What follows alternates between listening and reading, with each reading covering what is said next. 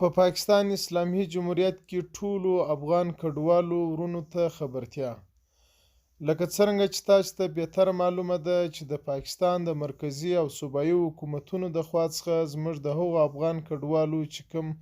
غیر راجسټر یا بې اسنادو افغان کډوال وو، د هغو په اړوند باندې کریکډان لګېدلی وو چې په دغه کریکډان کې نه یوازې هغه بې اسناده افغان کډوال زیرول سوي وو، بلکې زموږ هغه د پیوار کارډ او د ای سی سی کارډو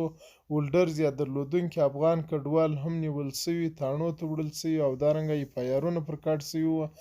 یا د پیسو په مد کې خلاص سوي وو. خو نن د پاکستان د مرکزي حکومت د خوا څخه پر 10 اکتوبر 2023 یو لیټر جاري کړل سوی دی او یو لیټر هم پرون پر 9 تاریخ د 10 میاشتې پر 2023 کال باندې جاري کړل سوی چې کوم د تاسې د ویډیو پر سکرین باندې دواړه لیټر وینئ. په دې کې د پاکستان امنیتي ادارو ته هدایت کړل سوی دی چې هغه افغان کډوال چې کوم د ای سی سی کارډ لري یا د پیوار کارډ لري، هغه تاسې نشئ کولی چې هغه ظهیر کړئ. نو د پاکستان د اسلامي جمهوریت د مرکزي او صوبایي حکومتونو مننه کوو چې زموږ د افغان کډوالو ته دغه اسانتیا رامنځته کړه.